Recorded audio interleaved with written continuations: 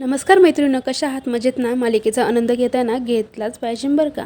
तर आता इथे जीवा आणि नंदिनी दोघंही खुश आहे आणि आता घरामध्ये इतकी धावपळ चालू आहे की काव्याचं डबल जेवणाचा दिवस आलेला आहे. घरामध्ये मस्त असं डेकोरेशन केलेलं असतं, सर्वजण खूप खुश असतात. काव्याने सुद्धा तिच्या अभ्यासामधून कसाबसा एक दिवस डबल जेवणासाठी वेळ काढलेला असतो. पण इकडे तर रम्याने चांगलीच संधी साधलेली आहे. तर रम्या आता आर्याला भेटते आणि सांगत असते की आर्या, तुला माहिती आहे का जीवाच्या भूतकाळाबद्दल? तर आर्या म्हणते नाही आणि मला जाणून घ्यायची गरज नाही. तर लगेच रम्या आर्याला म्हणते मला माहिती आहे, कारण तुला जीव आवडतं म्हणून. तर डायरेक्ट आता इथे आर्या शॉकच होते. रम्या म्हणते मला काही सांगायची गरज नाही, तुझ्या प्रेमातून, तुझ्या डोळ्यातून स्पष्ट दिसतंय की तू जीवाच्या प्रेमामध्ये आहे. त्यात काही चुकीचं आहे? तुला माहिती का, ह्याआधी जीवाच्या एक छातीवरती टॅटू होता. तर आर्या म्हणे असेल. तर रम्या म्हणते तुला माहिती का कोणाचा होता? तर आर्या म्हणते कोणाचा? तर ते सांगते की काव्याचा टॅटू होता. हे ऐकल्यानंतर आर्या शॉकच होते. तर रम्या सगळी हिस्ट्री त्याला सांगते की पहिलं जीवाचं काव्यावरती प्रेम होतं, त्यांचं लग्न कसं झालं, मग तो नंतर नंदिनीच्या प्रेमात पडला. तर आता इथे लगेच आर्या विचार करू लागते की जीवा जर लग्नाच्या आधी कोणाच्या प्रेमात पडू शकतो, तर लग्नानंतर तो नक्कीच माझ्या प्रेमात पडू शकतो.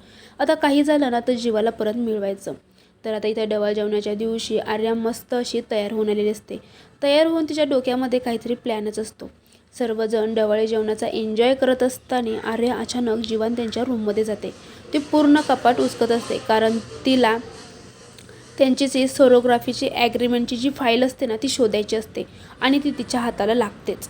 तर आता ती फाईल तिथून काढून त्यातील सगळे डॉक्युमेंट जे आहे ना ते जाळून टाकते आणि म्हणते जर जीवाचं बाळ माझ्या पोटामध्ये वाढतंय, पण ते कोणत्या पद्धतीने वाढतंय हे घरच्यांना काय माहिती. त्यांनी सोनोग्राफी केली की जीवाचा आणि माझा काही संबंध आहे हे घरच्यांना माहिती नाही. आता मी घरच्यांना असं सांगणार की ही जीवाचं आणि माझं बाळ आहे. DNA टेस्ट जरी केली तरी ते बाळ जीवाचंच निघणार आणि बरोबर मी नंदिनीला ह्या घराबाहेर काढणार.